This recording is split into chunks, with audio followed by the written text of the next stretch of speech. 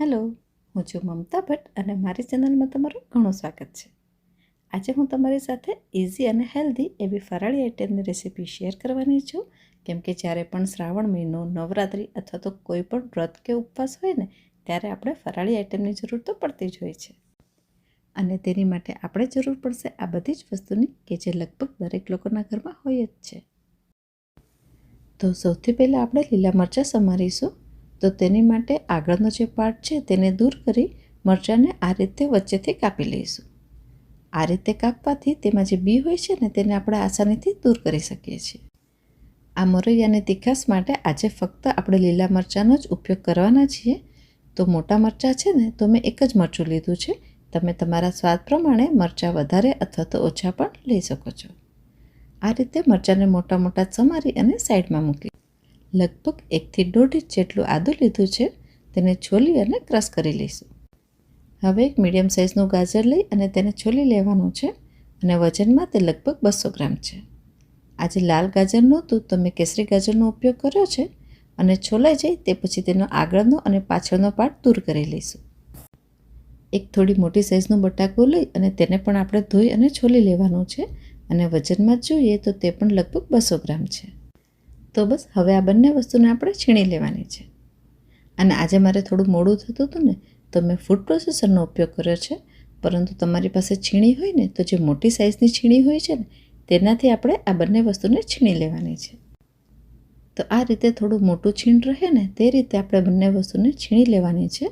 અને તે પછી આપણે તેને એક બાઉલમાં ટ્રાન્સફર કરીશું અને તેમાં પાણી એડ કરી દઈશું. કેમ કે જો બટાકા પાણીમાં નહીં રાખીએ ને તો ઓક્સિડેશનના લીધે તે કાળા પડી જતા હોય છે. તો બટાકાને છોલ્યા પછી તેમાં પાણી એડ કરવું ઘણું જરૂરી છે. હવે જે મેઝરિંગ કપ આવે છે ને તેના માપથી મેં 1 કપ મોરૈયો લીધો છે અને તેને સારી રીતે ધોઈ લીધો છે. અને ધોવાઈ જાય તે પછી તેમાં થોડું પાણી એડ કરી અને તેને સાઈડમાં મૂકીશું. અને વજનમાં જોઈએ તો તે પણ લગભગ 200 ગ્રામ છે. હવે એક કુકર લઈશું અને તેમાં 1 ટેબલસ્પૂન જેટલું ઘી એડ કરીશું. તેમાં 1/4 ટીસ્પૂન જીરું અને 1/4 કપ જેટલા સિંગદાણા ઉમેરી સારી રીતે મિક્સ કરી અને લગભગ 1 મિનિટ સુધી તેને સાતળી લઈશું.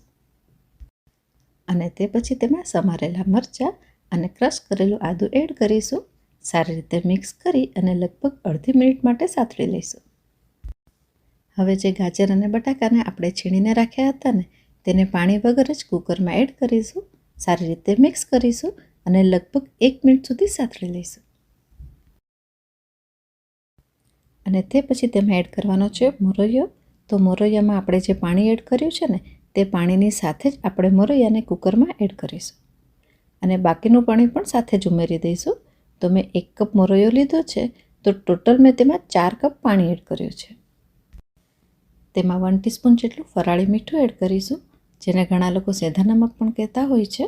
અને મીઠું તમે તમારા સ્વાદ પ્રમાણે વધારે અથવા ઓછું પણ લઈ શકો છો. મીઠું સારી રીતે મિક્સ થઈ જાય ને તે પછી કુકરને ઢાંકણ વડે ઢાંકી અને કુકરમાં 2 વિસલ આવે ને ત્યાં સુધી તેને બાફી લઈશું. અને ખોલતા પહેલાં આ રીતે ચેક કરીશું. તેમાંથી બિલકુલ વરાળ બહાર ના આવે ને ત્યાં સુધી તેને સિજવા દઈશું. અને તે પછી ધીમે રહી અને થોડી વરાળ દૂર થઈ જાય ને તે રીતે કુકરને ખોલી લઈશું. તમે જોઈ શકો છો કે તેમાં બિલકુલ જ પાણી રહ્યું નથી અને સરસ રીતે આપણી મોરૈયાની ખીચડી બનીને તૈયાર થઈ ગઈ છે. તો એકવાર તેને સારી રીતે મિક્સ કરી લઈશું. આ ખીચડી જેટલી ઇઝી છે ને બનાવી તેટલી જ ટેસ્ટી પણ બને છે. તો જ્યારે પણ શ્રાવણ મહિનો, નવરાત્રિ કે કોઈ પણ ઉપવાસ હોય ને ત્યારે આ રીતે મોરૈયાની ખીચડી જરૂર ટ્રાય કરજો. ઘરના દરેક લોકોને તે પસંદ આવશે. જો આ રેસીપી થોડી પણ પસંદ આવી હોય ને તો વિડીયોને લાઈક, તમારા ગ્રુપમાં શેર અને ચેનલને હજુ સુધી સબસ્ક્રાઈબ ના કરી હોય તો જરૂર સબસ્ક્રાઈબ કરજો. તો ફરી મળીશું એક નવી રેસીપી સાથે અને ત્યાં સુધી by. Cook tasty, stay healthy. Take care. Thank you.